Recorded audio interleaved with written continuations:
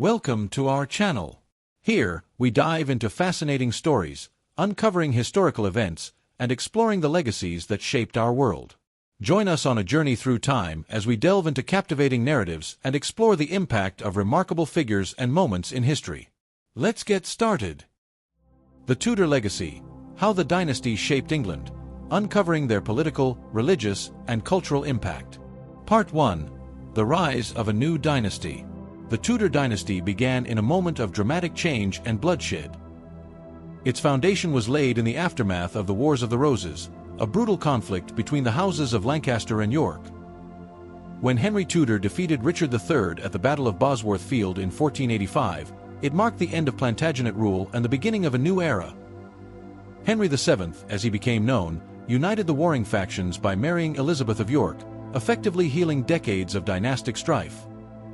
This union was not just symbolic, it was political genius, securing the legitimacy of the new Tudor line.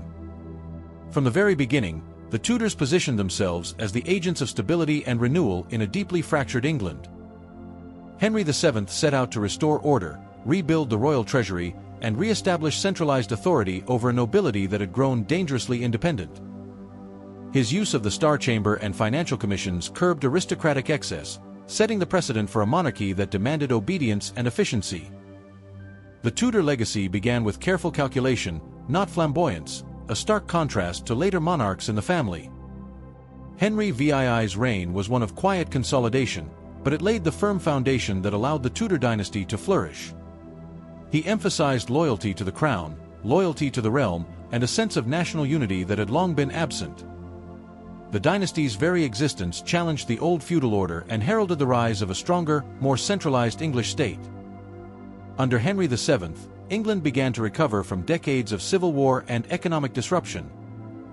The seeds of political modernization and national identity were quietly planted, even if the monarch himself avoided grand gestures. In doing so, Henry VII transformed the idea of kingship: less warrior and more administrator, less distant lord and more strategic sovereign. His death in 1509 handed the reins of a newly stabilized kingdom to his ambitious son, setting the stage for the Tudor dynasty's most famous and influential chapter. The rise of the Tudors was more than a dynastic change. It was the beginning of a legacy that would shape the course of England's political, religious, and cultural evolution for centuries to come. Part 2. Henry VIII and the power of the crown. If Henry VII laid the foundation, it was Henry VIII who dramatically reshaped the landscape of English monarchy. When he inherited the throne in 1509, Henry VIII was young, charismatic, and determined to leave his mark. Unlike his cautious father, Henry embraced grandeur, ceremony, and the idea of absolute royal authority. But his reign would become defined by more than just pageantry. It was during his time that the crown truly asserted itself over church, nobility, and parliament. Henry's initial reign was marked by military ambition and a desire to prove England as a dominant European power. However, it was his personal life, most notably his desire for a male heir, that would drive his most consequential decisions. His marriage to Catherine of Aragon produced only a daughter, Mary, and this lack of a male successor began to gnaw at Henry's dynastic dreams. When the Pope refused to annul his marriage, Henry took a radical step. He broke with the Roman Catholic Church. In 1534, the Act of Supremacy declared Henry the supreme head of the Church of England. This single act shattered centuries of papal authority in England and established a national church under direct control of the monarch.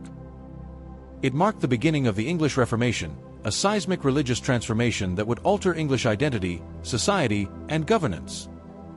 With the dissolution of the monasteries between 1536 and 1541, Henry not only dismantled the Catholic Church's infrastructure but also seized immense wealth for the crown. Monastic lands were redistributed to loyal nobles and gentry, tying their fortunes to the new religious and political order. This move fundamentally altered land ownership in England and weakened the power of the traditional church-aligned aristocracy. At the same time, it elevated the authority of the monarchy to unprecedented levels, with the king now seen as both political and spiritual leader. Henry's reign redefined the relationship between the individual and the state. Loyalty to the crown was no longer just political, it was now theological. Yet the shift also brought uncertainty, rebellion, and persecution as England lurched between religious identities. Henry VIII's 6 marriages and the succession crisis that followed further destabilized the kingdom, but they also embedded the idea that the personal was political in Tudor rule. His reign ushered in a new conception of monarchy, one that was assertive, interventionist, and increasingly centralized. By the time of his death in 1547, England had transformed from a medieval kingdom tethered to Rome into a sovereign Protestant state under absolute monarchical control. Henry VIII's legacy was complex and controversial, but undeniably foundational. He empowered the monarchy, reshaped the nation's religious identity, and changed the course of English history forever. Part 3: Edward VI and the Protestant Experiment. When Henry VIII died in 1547, the throne passed to his only son, Edward VI, a boy of just 9 years old. Too young to rule alone, Edward's reign was dominated by powerful regents, chiefly his uncles Edward Seymour and later John Dudley. Yet despite his youth, Edward's reign marked a bold and sweeping acceleration of the Protestant reforms that had begun under his father. Where Henry had separated England from Rome while maintaining many Catholic traditions, Edward's regime moved to fully embrace Protestant theology. The Book of Common Prayer, first introduced in 1549 and revised in 1552, became the centerpiece of religious life, standardizing worship across the realm in English rather than Latin. Clergy were permitted to marry, altars were replaced with communion tables, and images and relics were stripped from churches in an effort to purify religious practice. Under Edward, the Church of England took on a distinctly Protestant identity, no longer a political break from Rome alone, but a theological revolution. Reformers like Archbishop Thomas Cranmer played a pivotal role, crafting a new English liturgy and promoting ideas grounded in Reformation thinking for the continent. For the first time, Protestant doctrine wasn't just tolerated, it was state policy. This shift, however, was met with resistance, especially in rural and conservative parts of the country where traditional Catholic rituals remained deeply rooted. Rebellions such as the Prayer Book Rebellion of 1549 in Devon and Cornwall exposed the fault lines beneath the surface of religious reform. Despite this unrest, Edward's court remained committed to reshaping English spirituality, seeing the new faith as key to national strength and divine favor. Education and literacy were encouraged, as Protestants emphasized direct engagement with Scripture. Parish schools and the printing of Bibles in English became tools of both reform and control. But Edward's reign was also one of political fragility and economic hardship. The rapid changes in religion, combined with inflation, enclosure of land, and weak harvests, led to widespread discontent. Still, the Protestant experiment left a permanent imprint, changing not only the Church's structure but also people's relationship with faith, the monarchy, and the state. Edward himself was a devout Protestant, often described as precociously religious, and he saw his role as that of a godly ruler advancing divine truth. His early death in 1553, at just 15 years old, cut short these reforms but did not erase them. The religious policies of his reign would echo through the years to come, creating a lasting tension between reform and tradition. Edward VI's rule was brief, but its boldness ensured that Protestantism had taken firm root in England's soil. Part 4: Mary I and the Catholic Restoration. When Edward VI died in 1553, the English throne faced its first true succession crisis of the Tudor age. Protestant nobles, fearing a Catholic revival, attempted to install Lady Jane Grey, Edward's Protestant cousin, as queen. But the people rallied to the rightful heir, Mary Tudor, daughter of Henry VIII and Catherine of Aragon. Mary's accession was celebrated by many, especially in the north and west of England, where Catholic traditions had remained strong. As England's first crowned queen regnant, Mary's rule was historic in itself, challenging long-held beliefs about female sovereignty. But her true legacy was shaped by her fierce commitment to restoring Roman Catholicism. Unlike her brother Edward, Mary had been raised in the Old Faith, and she saw Protestantism as a dangerous heresy and an affront to God. Almost immediately, she moved to repeal her brother's religious reforms and bring England back into the fold of the Catholic Church. Latin liturgy was restored, priests were required to remain celibate, and the Mass returned to English churches. In 1554, Mary married Philip II of Spain, a devout Catholic and one of the most powerful monarchs in Europe. This union was deeply unpopular in England, stoking fears of foreign influence and Spanish domination. Still, Mary pressed forward, determined to make England once more a Catholic nation in both law and spirit. Her regime revived the old heresy laws, and between 1555 and 1558, over 280 Protestants were executed, burned at the stake for refusing to renounce their beliefs. These events, known as the Marian persecutions, left a chilling imprint on English memory. Among those martyred were prominent Protestant leaders like Thomas Cranmer, Hugh Latimer, and Nicholas Ridley. Their deaths were widely publicized by Protestant writers, particularly in Fox's Book of Martyrs, which immortalized them as heroes of the faith. While Mary's motivations were sincere and rooted in devotion, her harsh measures backfired. Rather than extinguish Protestantism, the burnings turned public opinion against her and deepened the divide between Catholic and Protestant camps. Mary's reign was also plagued by misfortune, economic decline, crop failures, and loss of the last English possession in France, Calais, in 1558. Her health deteriorated, and she died childless that same year, leaving no Catholic heir to continue her policies. Though she ruled for only 5 years, Mary's attempt at Catholic restoration served as both a warning and a catalyst. It hardened Protestant resolve, painted Catholicism as oppressive in the English imagination, and paved the way for a dramatic return to reform. Mary Tudor's reign stands as a tragic chapter in the Tudor legacy, one driven by faith and conviction, but remembered most for fear and fire. Part 5. Elizabeth I and the Birth of a Protestant Nation. In 1558, Elizabeth I ascended the throne, a queen of striking intellect, political skill, and personal resilience. She inherited a divided kingdom, torn between Catholic and Protestant loyalties, and scarred by years of religious persecution. Elizabeth, the daughter of Henry VIII and Anne Boleyn, was herself a symbol of the Reformation, born into controversy and shaped by Protestant education. Yet she understood the dangers of zealotry, and her first task was to unify a fractured nation without igniting fresh civil strife. The solution came in the form of religious compromise, what became known as the Elizabethan religious settlement. In 1559, Parliament passed the Act of Supremacy, re-establishing the monarch as supreme governor of the Church of England. Alongside it, the Act of Uniformity set out the use of a revised Book of Common Prayer, balancing Protestant doctrine with some traditional forms that softened the break with the past. Elizabeth's genius lay in ambiguity. She allowed for a degree of private conscience, so long as public conformity was maintained. This middle way positioned England firmly as a Protestant nation, but not an aggressively radical one. The Church of England emerged as a uniquely English institution, Protestant in theology, but structured in a way that retained continuity with the pre-Reformation Church. Though moderate, the settlement was not without resistance.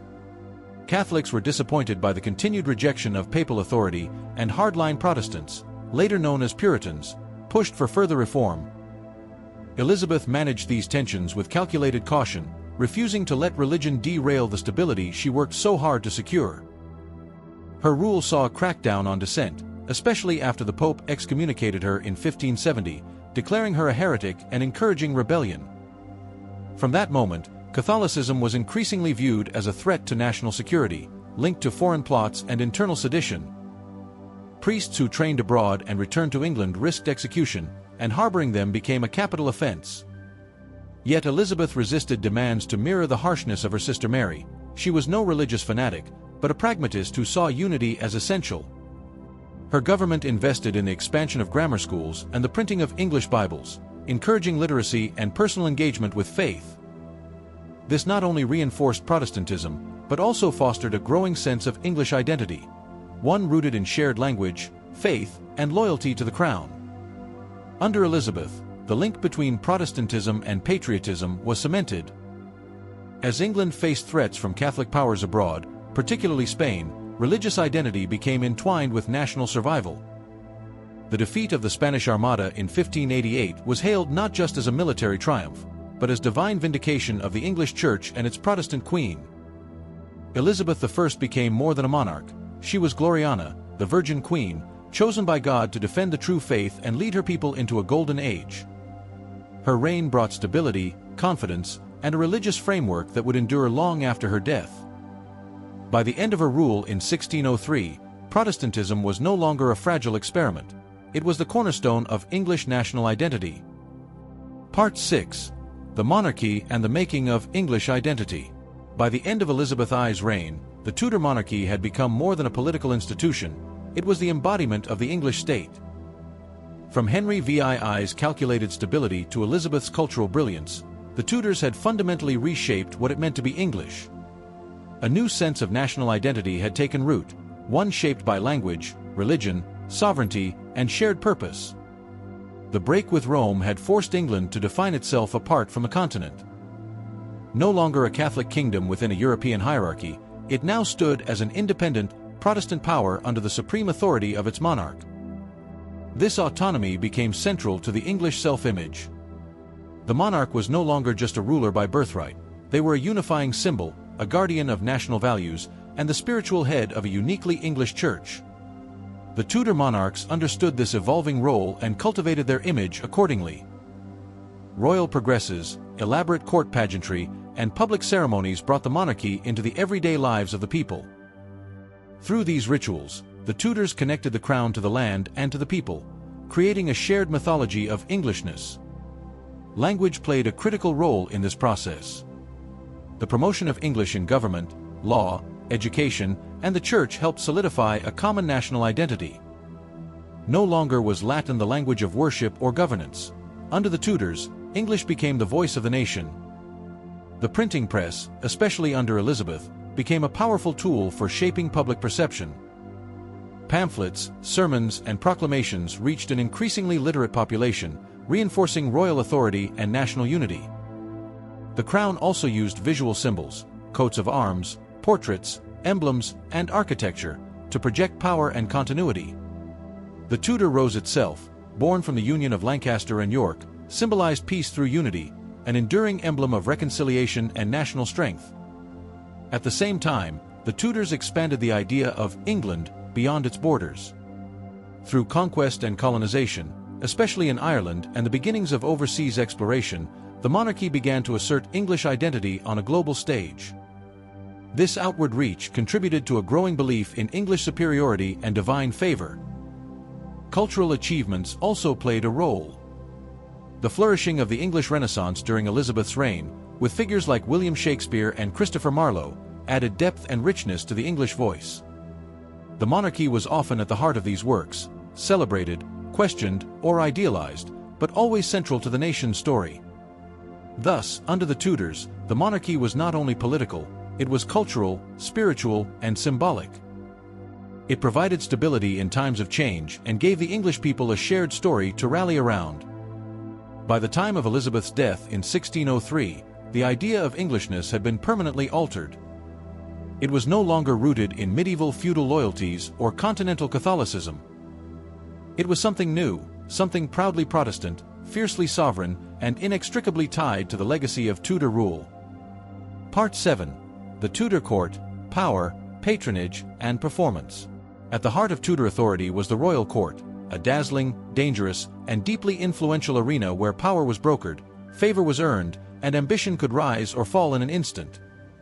The court was not merely a physical space, it was the epicenter of English political life, a theatrical stage upon which the monarch played the leading role. Each Tudor ruler shaped the court in their own image, but its core purpose remained consistent: to display royal magnificence, manage government, and control access to power.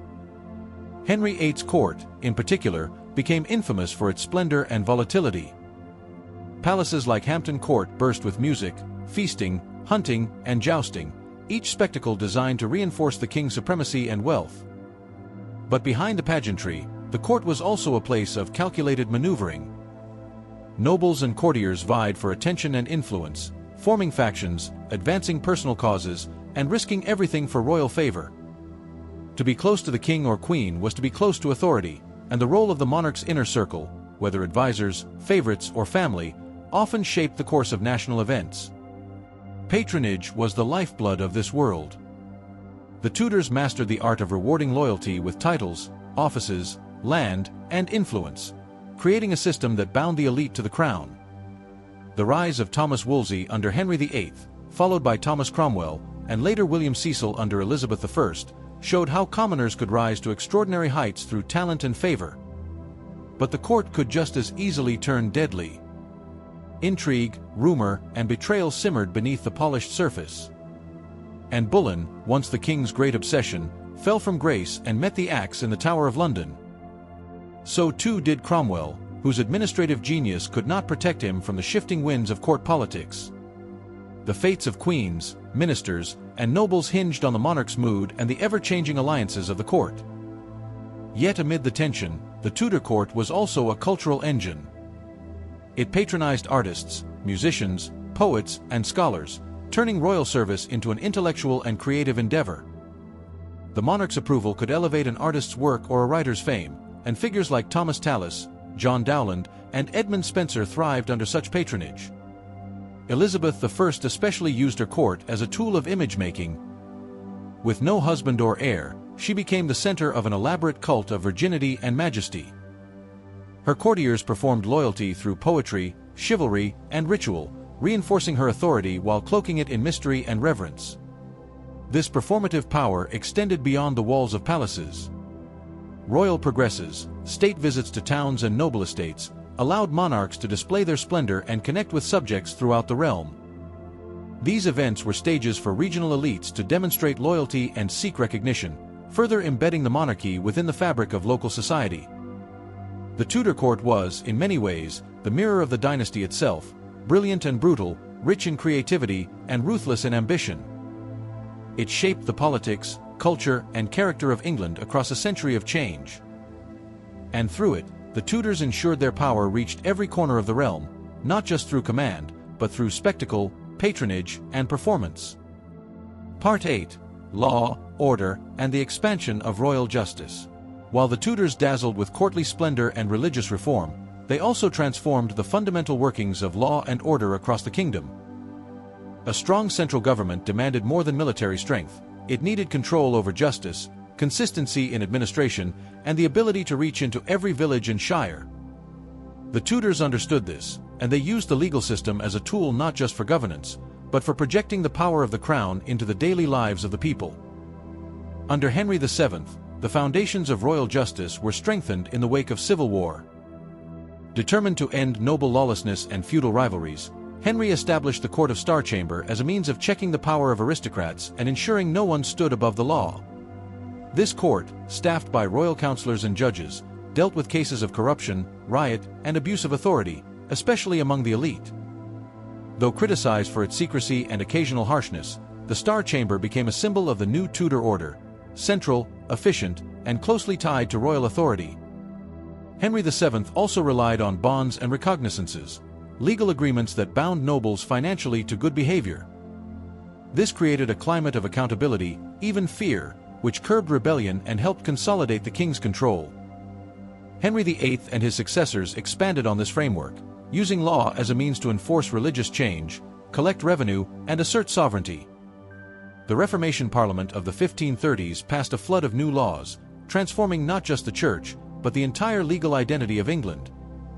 By breaking from Rome through legislative acts rather than papal decrees, Henry VIII grounded his authority in English law rather than divine permission. This established a precedent. England would be ruled by statute, and the crown would work increasingly through Parliament to give its actions legal weight. The Treason Acts were broadened, making it punishable by death to speak against the king's supremacy or deny his title. Justice became not just a matter of crime and punishment, it became ideological. Loyalty to the monarch was a legal obligation, and dissent could be met with swift and brutal consequences. Yet the legal system also brought stability. Justices of the peace, appointed by the crown, became vital figures in local governance. These unpaid officials managed everything from petty crime to taxation and enforcement of royal policy. They extended royal justice into the countryside and helped knit the nation together under one legal framework. Elizabeth I, in particular, refined this system, balancing local autonomy with royal oversight. Through the work of JPs, the crown could enforce religious conformity, regulate wages, and respond to social unrest without the need for constant military intervention. Courts such as the Assizes and Quarter Sessions heard more cases than ever before, offering a greater number of subjects access to formal justice. The growth of legal literacy, partly driven by Protestant emphasis on reading and moral conduct, meant that more people came to understand and interact with the law. Law became a common language, an arena where the crown and its subjects negotiated authority, rights, and expectations. The Tudors didn't just impose justice from above, they embedded it into the structure of the nation.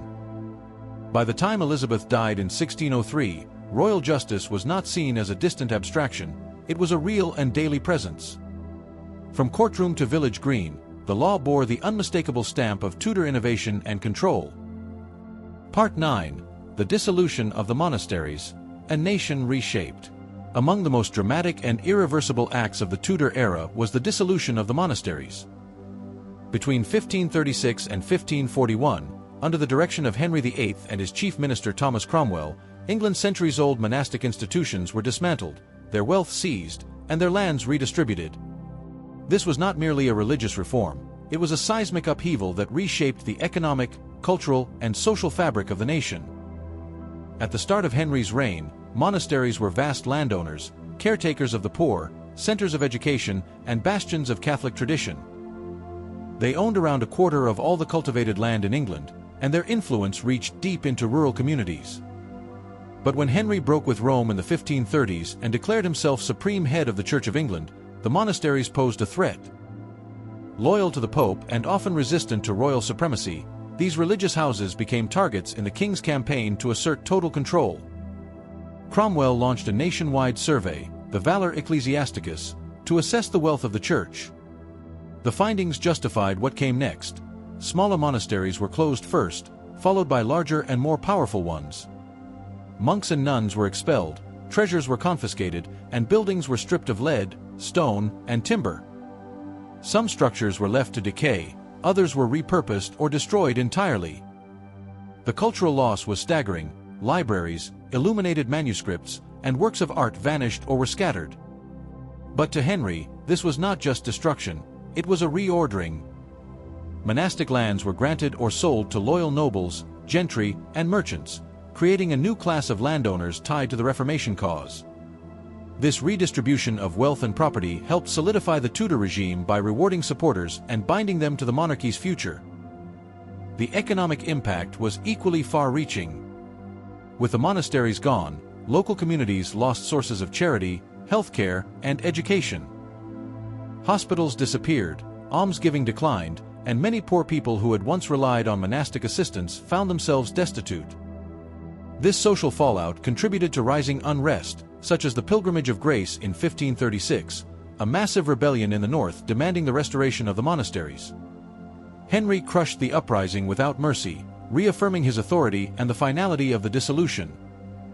To address the vacuum in social care, later Tudor governments developed new approaches, leading eventually to the Elizabethan Poor Laws. But the old world of monastic hospitality and community care was gone forever. Meanwhile, the crown grew vastly richer. The influx of money from monastic lands financed wars, palaces, and the expanding machinery of state. It also reduced the need to tax the nobility heavily, giving the monarchy more independence from traditional sources of power. Symbolically, the dissolution marked a point of no return in England's break with the Catholic Church. It severed centuries of religious continuity and replaced the sacred with the secular in everyday life. Even in villages where churches survived, the loss of nearby monasteries changed rhythms, rituals, and the role of religion in public life. The landscape itself was transformed. Once proud abbeys became ruins, fields changed hands, and new mansions rose where monks had once prayed. In short, the dissolution of the monasteries was not just a religious or political maneuver, it was an act that reshaped the soul of England. It tore down the medieval past and laid the foundations for a new, land-based aristocracy that would shape the nation's future for generations. Part 10. Education and the Rise of Humanism. The Tudor era didn't just change England's politics and religion, it also ignited an intellectual awakening that would transform education and learning for generations to come. At the heart of this transformation was humanism, a cultural and intellectual movement that emphasized classical learning, critical thought, and the potential of the human mind. Brought from Renaissance Italy, humanist ideas flourished in Tudor England, reshaping how people understood knowledge, authority, and the purpose of education. The monarchy, especially under Henry VIII and Elizabeth I, supported this movement, not only as a means of producing loyal subjects, but as a way to foster a refined and capable ruling class. Education became a tool of statecraft and identity. For centuries, learning had been the domain of the Church, focused largely on Latin, theology, and preparing clergy. But the rise of humanism expanded the curriculum. Students now studied the works of classical authors, Cicero, Virgil, Plato, alongside scripture, grammar, and rhetoric. This new model aimed not just to produce priests, but to create well-rounded individuals capable of reasoned argument, moral judgment, and civic engagement. New grammar schools were established across England, often with royal or noble patronage. Henry VIII and Edward VI both founded and refounded schools to spread learning among the sons of the gentry and rising middle class. The dissolution of the monasteries had removed traditional centers of education, but many former monastic properties were converted into new schools. Institutions like Christ Church in Oxford and Trinity College in Cambridge grew in prominence and adapted their curricula to humanist ideals. At the same time, the printing press made books more accessible and literacy rates began to rise, especially among urban and mercantile families. Reading the Bible in English, encouraged by Protestant reformers, also contributed to this surge in literacy. Education, once a privilege of the few, began to spread more widely, though it remained mostly out of reach for the poor and women. Still, some women of the Tudor elite received advanced educations, particularly during Elizabeth I's reign. Elizabeth herself, fluent in Latin, Greek, French, and Italian, became a symbol of the educated monarch, a living testament to the power of humanist learning. Other noblewomen, like Lady Jane Grey and Margaret Roper, daughter of Thomas More, also received classical educations and engaged with philosophical and theological debates. The humanist emphasis on reason and debate also influenced politics and religion. Counselors like Thomas More and William Cecil were steeped in humanist thought, which informed their approach to governance, diplomacy, and law. More's Utopia, written in Latin, reflected the tensions of his time, a blend of classical ideals with a critique of contemporary society. Education during the Tudor period thus became a path not just to personal advancement, but to national service. As England evolved from a medieval kingdom into a modern state, it needed literate bureaucrats, persuasive preachers, skilled diplomats, and rational lawmakers. The educational reforms of the period laid the groundwork for this transformation. They connected learning with loyalty, knowledge with power, and books with nationhood. By the time of Elizabeth's death in 1603, the seeds of an intellectual revolution had been firmly planted. England would soon emerge as a hub of scientific inquiry, philosophical debate, and literary genius. And at the root of it all was the Tudor embrace of humanism, a quiet legacy with powerful consequences. Part 11. Trade, Exploration, and the Birth of Empire. As the 16th century unfolded, the Tudors began to look beyond England's borders, not just for defense, but for opportunity. Trade routes, colonial ventures, and maritime exploration became cornerstones of Tudor ambition, setting the stage for England's transformation into a global power. This outward gaze marked a turning point. Though still a relatively modest kingdom compared to the mighty empires of Spain and Portugal, England under the Tudors planted the seeds of what would eventually become the British Empire. At the beginning of the Tudor dynasty, English merchants focused largely on the wool trade, which remained the backbone of the national economy. Exports of raw wool and finished cloth, particularly to the Low Countries and Northern Europe, enriched towns like Bristol, Norwich, and York. But as European politics shifted and new markets emerged, English traders began to explore further afield. The Tudors supported this push. Henry VII, cautious yet far-sighted, backed the voyages of John Cabot, who in 1497 sailed west across the Atlantic and reached the coast of what is now Canada. Though no colonies were established at the time, Cabot's expedition marked England's first tentative step into the Atlantic world. Later monarchs followed this path more boldly.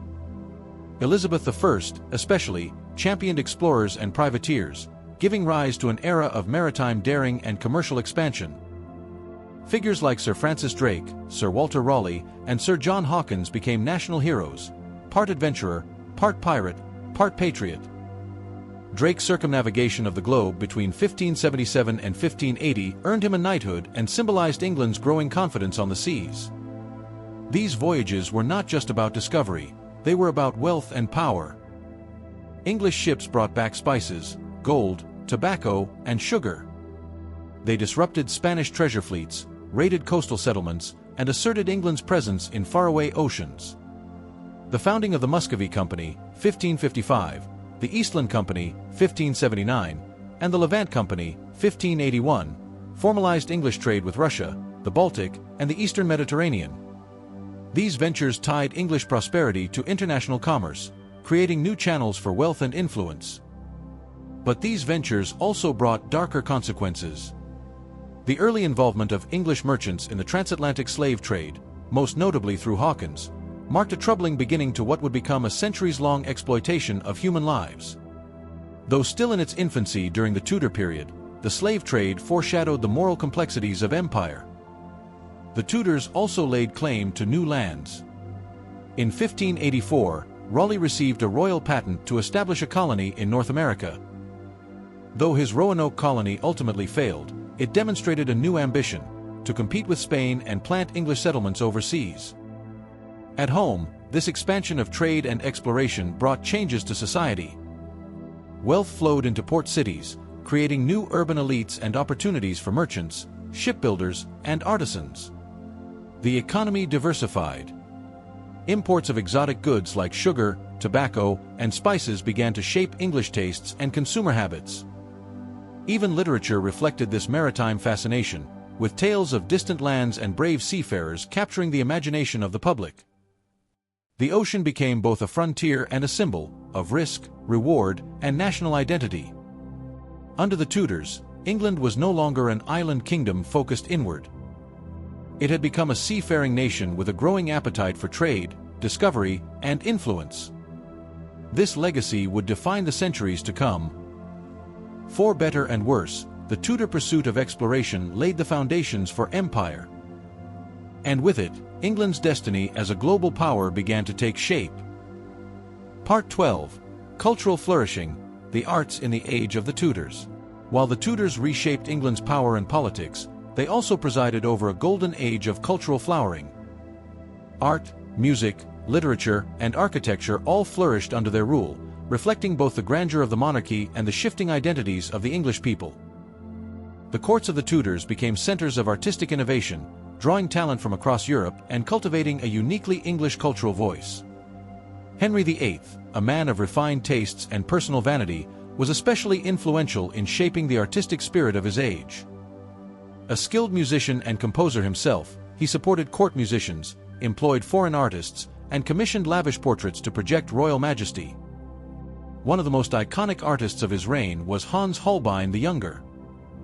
A German painter brought to England through Thomas Cromwell's network, Holbein captured the power and personality of the Tudor court like no other. His portraits of Henry VIII, Thomas More, and Anne of Cleves are masterpieces, not only of technique but of political symbolism. Holbein helped define the visual image of Tudor authority: stern, dignified, unapproachable. Art became a weapon as much as a decoration.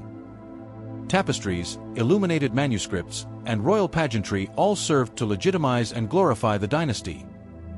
Yet Tudor culture wasn't confined to the court. As literacy expanded and printing presses multiplied, the written word reached more people than ever before. The English language itself underwent a transformation. Writers embraced it not merely as a means of communication, but as a tool of expression, wit, and beauty. This evolution reached its zenith under Elizabeth I. The Elizabethan age is rightly remembered for its extraordinary literary achievements, none greater than the works of William Shakespeare.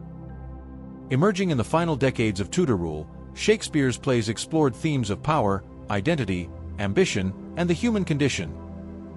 His histories dramatized the very wars that preceded the Tudors: Henry IV, Henry V, Richard III, framing the dynasty as a resolution to chaos. But he was not alone. Playwrights like Christopher Marlowe, Thomas Kyd, and Ben Jonson pushed the boundaries of theatrical form and philosophical depth. The theater became a cultural institution, attracting audiences from all walks of life. The Globe Theatre stood not just as a stage, but as a mirror of Tudor society, its hopes, its fears, its dreams. Architecture, too, took on new forms. Inspired by Renaissance models from Italy and France, noble and royal buildings began to reflect symmetry, proportion, and classical beauty. Palaces like Hampton Court, Nonsuch, and Hardwicke Hall embodied the wealth and confidence of Tudor England. The old Gothic style gave way to the new, though often blended in striking, uniquely English ways. Even music found new resonance. Composers like Thomas Tallis and William Byrd elevated sacred and secular music alike, navigating the changing tides of religious expectation while producing deeply moving works. Their polyphonic choral pieces still echo through cathedrals to this day. Queen Elizabeth herself was a patron of the arts, using culture to consolidate her image as the Virgin Queen, the embodiment of national pride and divine favor. Court masks, elaborate pageants, and royal progresses all blended art, politics, and performance. The Tudors understood the power of culture, not merely as ornamentation, but as a means of shaping perception, forging identity, and uniting a people. By the time the dynasty ended in 1603, England had not only redefined its politics and religion, it had discovered its cultural soul. The legacy of Tudor art and literature continues to define English identity. It gave voice to the nation and set the stage for centuries of creativity that followed. Part 13. The Elizabethan Settlement, Balancing Faith and Unity. When Elizabeth I ascended the throne in 1558, England was a kingdom torn by religious division and wearied by decades of unrest. Her predecessors, Edward VI and Mary I, had swung the religious pendulum between Protestant reform and Catholic restoration with unsettling speed.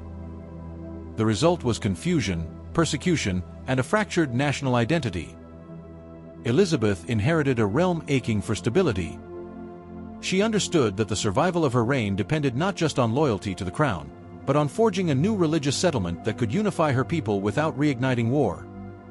The Elizabethan settlement, crafted in the early years of her rule, was both a political masterstroke and a defining legacy. It re-established the Church of England with the monarch as its supreme governor, not head, a term carefully chosen to ease Catholic anxieties. In 1559, two key acts were passed: the Act of Supremacy, affirming Elizabeth's authority over the Church, and the Act of Uniformity, mandating a standardized form of worship using the Book of Common Prayer. Attendance at Anglican services was required by law, but enforcement often tread lightly. Elizabeth had no appetite for the inquisitorial extremes of her sister Mary. Her motto, Video et Taceo, I see and say nothing, captured her pragmatism. She demanded outward conformity but avoided probing too deeply into private belief. This allowed many Catholics and moderate Protestants to remain loyal to the crown while worshipping in quiet ways. The settlement was not universally accepted. Hardline Catholics viewed Elizabeth as illegitimate, especially after her excommunication by Pope Pius V in 1570. This papal bull not only denounced her rule but also released her subjects from obedience to her, a dangerous invitation to rebellion. Plots emerged, both domestic and foreign, aimed at replacing her with the Catholic Mary, Queen of Scots. Elizabeth's government responded with increasing vigilance. The recusancy fines imposed on those who refused to attend Anglican services grew steeper, and the activities of Jesuit missionaries were criminalized. Yet even as pressure on Catholics intensified, Elizabeth resisted calls from radical Protestants, known as Puritans, to make the Church more Calvinist. She viewed their zeal as just as destabilizing. Her policy was one of moderation and containment. By keeping the Church of England doctrinally Protestant but liturgically traditional, she created a hybrid faith that could appeal to a broad spectrum of English society. This middle way gave England something it had lacked for decades: a sense of religious coherence without civil war. The architecture of churches, the tone of sermons, the music of worship, all reflected this careful balance. Over time, the Anglican identity took root. It shaped how English people thought about authority, community, and moral responsibility.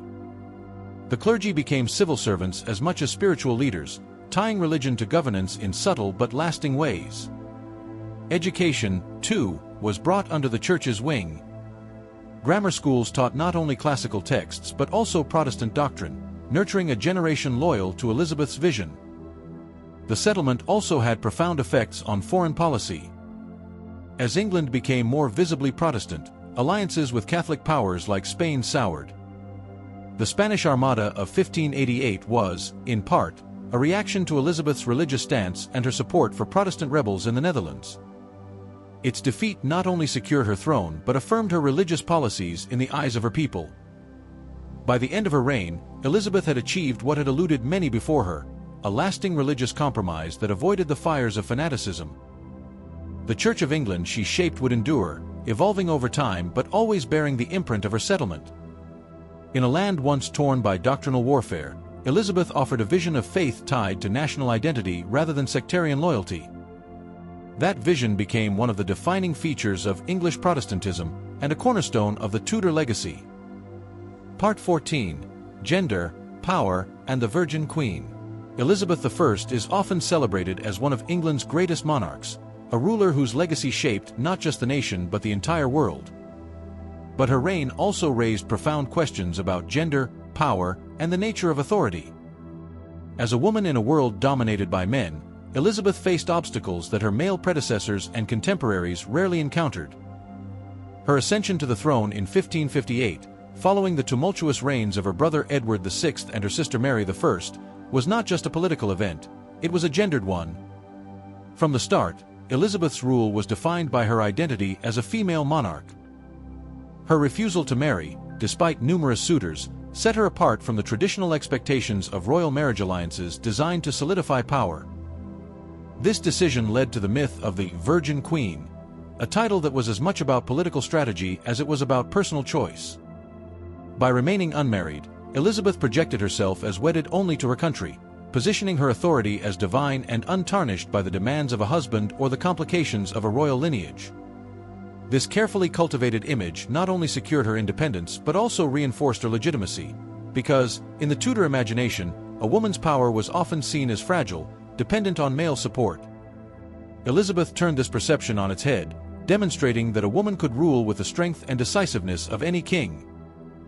Her gender also shaped the nature of her court, where she became a symbol of chastity and purity. Her refusal to marry kept her subjects guessing, allowing her to use her single status as a diplomatic tool, managing alliances and rivalries with cleverness and subtlety. However, this self-reliance also fostered a complex tension in her reign. Her power as a ruler was inextricably linked to her gender, and in many ways, her identity as a woman shaped how she was both revered and critiqued. Male courtiers and foreign dignitaries often viewed Elizabeth's leadership through the lens of her femininity, casting doubts on her ability to lead effectively or equating her reign with the fragility of her sex. Her critics, both within England and abroad, often undermined her authority, portraying her as a mere woman playing at kingly politics, incapable of holding her own against the great powers of Europe. Yet Elizabeth understood the power of image and spectacle. She consciously performed her gender, leveraging her virginity and femininity as a part of her broader political strategy. Her royal progresses, the grand ceremonies, and her public speeches all reinforced the idea of a queen who was not just a monarch but an emblem of England's enduring strength. In a court where male advisors held significant sway, Elizabeth walked a delicate line, using her gender as both a weapon and a shield. Her closest advisors, men like William Cecil, Francis Walsingham, and Robert Dudley, were essential to her rule, but it was Elizabeth who made the final decisions, and it was Elizabeth who ensured that her reign was never threatened by the male-dominated political landscape of Europe. Despite the challenges of her gender, Elizabeth was able to maintain a strong grip on power, resisting marriage proposals that would have compromised her autonomy. Her single status allowed her to be the sole focus of loyalty and adoration, transforming her into an almost mythical figure in the eyes of her people. But Elizabeth's reign also offered a glimpse into the power dynamics between men and women in Tudor society. Her court was a place where women held prominent roles, but they were often still subject to the expectations of being subservient to the king, either through marriage or familial ties. Yet Elizabeth's success as a female monarch signaled a shift in how women could be perceived in positions of authority. Though her reign was not without its controversies and challenges, Elizabeth's legacy as a powerful and effective ruler shattered many of the gendered expectations that had limited women in power for centuries. Her reign proved that a woman could rule a nation, navigate complex political landscapes, and command respect both at home and abroad. In a world where most European monarchies were ruled by men, Elizabeth's reign set a precedent, though it would take centuries for women to be accepted as equals in the political sphere. Yet the fact that Elizabeth I could command such loyalty and wield such authority remains a testament to her remarkable ability to navigate the complexities of gender, power, and politics. Her reign, the most successful of any Tudor monarch, cemented her place in history as one of the greatest rulers of all time.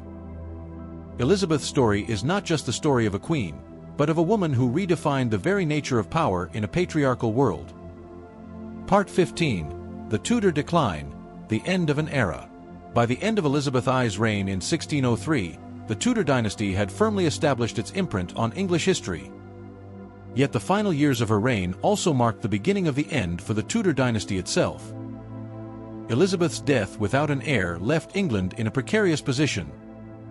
Though she had successfully navigated the politics of gender, religion, and international conflict, her death without a direct successor meant that the Tudor line was destined to end.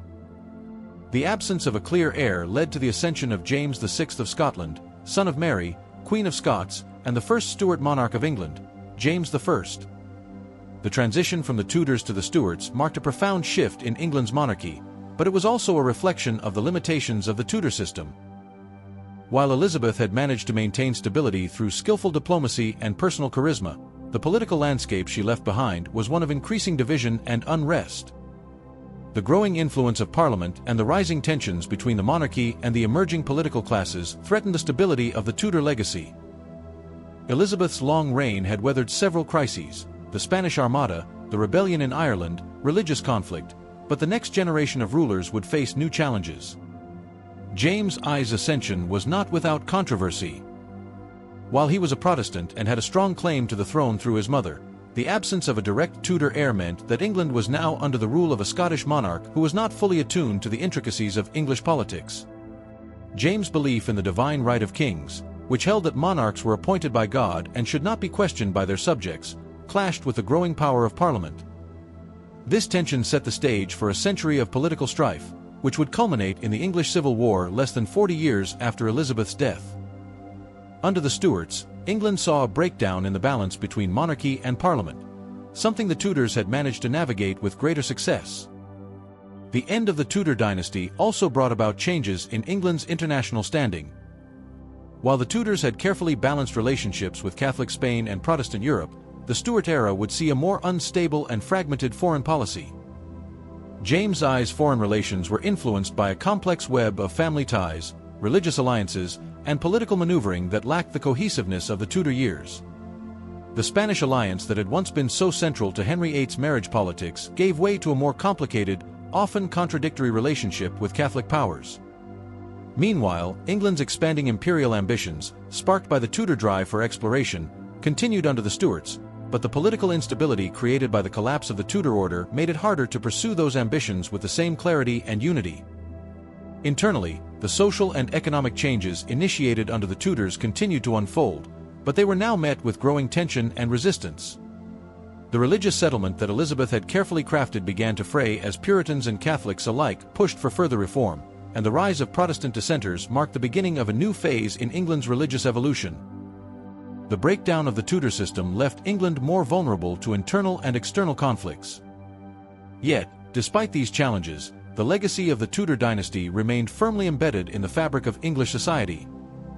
The political, religious, and cultural transformations they had initiated would continue to shape the country long after their dynasty ended. From the establishment of the Church of England to the beginnings of England's imperial ventures, the Tudors had laid the groundwork for the modern English state. The union of England and Scotland under James I would ultimately lead to the formation of Great Britain, and though the Tudor monarchy was gone, its influence remained profound. The ideas of royal authority, religious reform, and national identity forged by the Tudors remained at the heart of England's story, even as the country navigated a new era under the Stuarts. In the end, the Tudors left behind a kingdom forever changed, one that would continue to evolve, adapt, and struggle with the challenges they had confronted, but always carrying the mark of their transformative legacy. Part 16. The Tudor Influence on Modern England. Though the Tudor dynasty ended with Elizabeth I's death in 1603, the legacy of the Tudors has endured far beyond their time, shaping the very foundations of modern England. The transformations they initiated, political, religious, cultural, left indelible marks on English society and government that continue to resonate today. One of the most lasting aspects of Tudor influence is the establishment of the Church of England. By breaking with Rome, Henry VIII not only redefined England's relationship with the Catholic Church but also laid the groundwork for a distinctly English Protestant identity. This religious settlement endured through the tumult of subsequent monarchs, with Elizabeth's moderation solidifying a middle ground that would remain central to England's religious landscape for centuries. Today, the Church of England remains the country's established church, though its power and influence have shifted dramatically since Tudor times. Nonetheless, the Tudors' religious revolution set the stage for the broad spectrum of Protestant denominations that now shape the UK and beyond. The political innovations of the Tudors also left a deep imprint on English governance. Henry VIII's centralization of power, his assertion of the monarch's supremacy, and his ability to manage his court's factions all served as a precursor to the modern British constitutional monarchy. While later monarchs, such as the Stuarts, challenged and transformed this power structure, it was the Tudors who built the foundation upon which modern English governance stands. Elizabeth's reign, in particular, showed the power of monarchy in an increasingly complex political landscape. Her ability to manage the aristocracy, balance the needs of the growing bourgeoisie, and maintain control of Parliament provided an early model for statecraft in modern Britain. Though the monarchy today is largely ceremonial, the Tudor legacy in shaping the British political system, centered around a constitutional monarchy and parliamentary democracy, remains unshakable. The Tudor era also fostered England's deep connection to its global identity. During the reigns of Henry VIII and Elizabeth I, England began to look outward, sending explorers across the globe and establishing the early seeds of what would become the British Empire. The Tudor-sponsored voyages of men like Sir Francis Drake and John Cabot laid the groundwork for England's maritime dominance, setting the stage for later colonial expansions that would transform the world. From the slave trade to the establishment of colonies in North America, the global ambitions first sparked under the Tudors helped shape the course of history for centuries to come. Even today, the British Empire's legacy, though controversial, is part of England's historical identity, a product of the Tudor impulse to expand England's reach beyond its shores. Culturally, the Tudors transformed England into a thriving centre for the arts and literature. Shakespeare, Marlowe, and the other playwrights of Elizabethan England elevated the English language and drama to unprecedented heights, creating works that would influence writers and artists for generations. The Renaissance, which found its expression in the grand courts of Henry VIII and Elizabeth I, brought with it a lasting cultural inheritance that continues to define the English-speaking world. The rise of a distinct English identity, one that prized the arts, exploration, and individual liberty, was nurtured by the Tudors and would continue to shape English society well into the modern era. Even in architecture, the Tudors left a mark. Their blend of Gothic and Renaissance styles gave birth to the iconic manors and palaces that continue to stand today as symbols of England's royal history. Hampton Court, Nonsuch Palace, and other Tudor-era buildings remain tourist attractions, embodying the grandeur and style of the Tudor era. In language and culture, too, the Tudors' imprint is undeniable. The Book of Common Prayer, the language of the Bible in English, and the writings of the great Tudor poets and playwrights have all shaped the literary tradition of the English-speaking world. Perhaps most importantly, the Tudors created the modern idea of Englishness, an identity bound together by the monarchy, the church, and a shared history of transformation. The modern English identity, shaped by the tensions and triumphs of the Tudor era, continues to echo in the collective consciousness, influencing not just the UK, but the entire Anglophone world. From the political structures that emerged during their reign to the cultural and religious institutions they established, the Tudors have left an enduring legacy that continues to shape not only England but also the world. Their triumphs and failures, their vision and contradictions, have created an enduring historical narrative that defines much of England's character to this day. Part 17. The lasting legacy of the Tudors in the modern world. The influence of the Tudor dynasty, though centuries in the past, continues to shape England, and indeed, the wider world, in profound ways. From the political structures they established to the cultural and religious shifts they championed, the Tudors crafted a vision of England that endures to this day. Though the dynasty itself came to an end with Elizabeth I's death in 1603, their imprint on English society, government, and global identity remains deeply woven into the fabric of modern Britain. In politics, the Tudors were pioneers in consolidating monarchical power while, paradoxically, laying the groundwork for the parliamentary system that would define modern democratic governance. The centralization of royal authority under Henry VIII, followed by Elizabeth's skillful management of the court and parliament, set a blueprint for how the English monarchy would evolve into a constitutional monarchy in later centuries. Today, the British monarchy, while no longer wielding the same power as in Tudor times, still holds a central symbolic role in national unity, as the head of state who embodies the nation's history and continuity. The Tudors also set the stage for the rise of the British Empire, with their encouragement of exploration, expansion, and trade. The voyages of exploration under Henry VIII and Elizabeth I laid the groundwork for England's global presence. Though the British Empire eventually came to an end, its legacy, shaped in part by Tudor exploration, continues to influence the world's geopolitical and cultural landscape. The complex web of global relationships, economic networks, and cultural exchanges that began during the Tudor period still echoes in the interconnected world of today. Culturally, the Tudors elevated England's status as a center for the arts, leaving behind a legacy that has influenced literature, theater, music, and visual arts for centuries. The works of Shakespeare, Marlowe, and others during Elizabeth's reign helped establish the English language as a dominant force in global literature. Even today, English is the world's lingua franca, a testament to the linguistic and cultural transformation that began under the Tudors. The Tudor contributions to the Renaissance in England laid the foundation for the flourishing of science, philosophy, and artistic expression that would continue into the Enlightenment and beyond. These cultural achievements continue to define English-speaking countries, with Shakespeare's works still performed and revered, and Tudor architecture preserved in iconic landmarks across the UK. Religiously, the Tudors' break from Rome and the establishment of the Church of England have had a lasting impact on the spiritual landscape of England and the wider Christian world. While religious conflict and tension continued after the Tudor period, the foundation laid by Henry VIII's creation of the Church of England shaped not only England's religious identity but also influenced Protestant movements around the globe. The English Reformation, coupled with Elizabeth's religious settlement, established a sense of English national identity that remained central to the British experience for centuries to come. Even in the present day, the legacy of the Tudor religious Reformation persists in the Anglican Church, which remains a pillar of both national identity and religious practice in the UK. Tudor England was also instrumental in shaping ideas about governance, law, and the relationship between the monarchy and its subjects. While later conflicts between the monarchy and Parliament would shape the English Civil War and the subsequent development of British democracy, it was the Tudors who began the delicate balancing act of royal authority with the growing power of Parliament. Today, the British Parliament stands as one of the oldest continuous representative assemblies in the world, its origins rooted in the Tudor era's evolving political landscape. The Tudors' ability to balance monarchy and state, authority and law, continues to influence how political systems around the world navigate the role of government in society. Ultimately, the Tudor legacy is not just about the dynasty's contributions during their reign, but how they shaped the course of England's history, and by extension, the history of the modern world. The social, cultural, and political changes they initiated set the stage for the United Kingdom's future, influencing global movements, ideas of nationhood, and the development of modern democracies. Even in a rapidly changing world, the echoes of Tudor England, its monarchs, its faith, its politics, and its culture, remain a crucial part of England's identity. As long as the monarchy endures, as long as Shakespeare is performed, as long as the Anglican Church stands, the Tudor legacy will continue to be a thread running through the story of modern England and its place in the world. Thank you for joining us. We hope you enjoyed this exploration of history.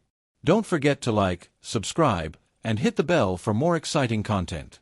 Stay tuned for our next adventure, where we uncover more hidden stories and timeless legacies. Until next time, keep exploring the past.